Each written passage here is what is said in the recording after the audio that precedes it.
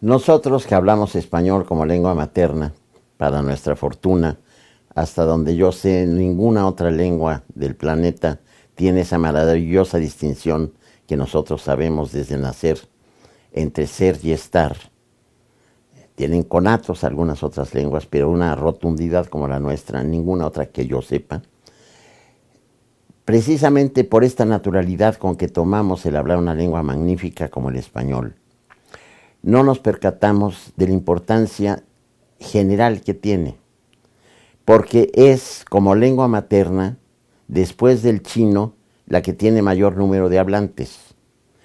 Desde luego que ustedes pueden pensar en el inglés, pero no como lengua materna, sino como lengua de negocios, de comunicación, diplomática, de información científica, etc. Pero el español como hablantes tiene 450 millones, que es un número muy alto. Desde luego que en la gran extensión geográfica que abarca nuestra lengua, hay una enorme variedad de modismos, al grado de que hay algunas jerigonzas o jergas o dialectos incluso, que van ya rumbo a otra cosa, a ser otro idioma. Esta es la ley de las lenguas. Los dialectos empiezan siendo tales, es decir, dependen de la estructura fundamental de un idioma, y se van poco a poco separando de este hasta constituir una lengua autónoma. Es lo que sucedió con el español respecto del latín. El francés, el italiano, el portugués, el catalán, el provenzal, el rumano, experimentaron esa misma historia. Eran dialectos del latín originalmente, que se fueron especializando y produjeron estas lenguas que ya mencioné. Se prevé, por ejemplo, que el lunfardo, la manera argentina especial de hablar un poco de Lampa, un poco de la moda o intelectual, etcétera, etcétera, muy pronto o relativamente pronto va a transformarse en otra lengua. Pero estas reflexiones vienen a cuento porque, desgraciadamente, en México no se cultiva el español debidamente, en el sentido de que sí es una materia obligatoria, y eso es lógico, en las escuelas de formación fundamental.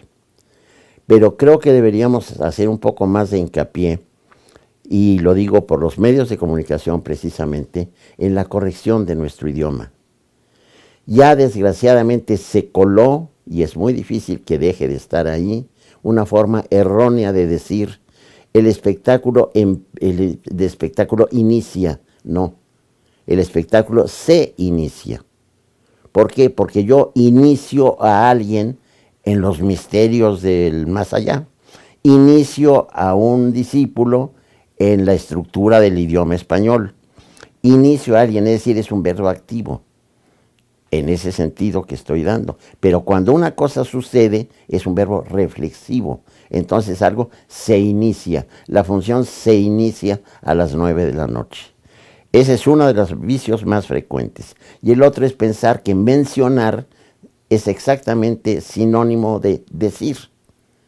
Y entonces dicen de una manera patéticamente mala, el Señor mencionó que ya llegó. No, Señor. El Señor dijo que había llegado, el Señor dijo que ya llegó. Yo puedo mencionar una fecha, un dato concreto, un apellido, un nombre, eso sí se menciona. Un hecho concreto, pero no equivale de ninguna manera a decir o a hablar. Y por influjo de los medios masivos de comunicación, se está cada vez imponiendo más este uso incorrecto. Ya sé que habrá algunos lingüistas que me digan que lo correcto es lo que nos comunica en el terreno lingüístico. Y desde luego que tiene también cierta razón. Pero yo también puedo, mediante una gesticulación adecuada, decir, dame la chiva esa que está encima del achipiturco y me traes por favor esa facha. Y también si hago la gesticulación adecuada me van a entender, pero eso ya no es hablar una lengua. Entonces yo creo que con un esfuerzo muy pequeño y con la colaboración de la gente que tiene verdadero interés en que nuestra lengua no se corrompa y que se hable de la mejor manera posible, podremos seguir adelante.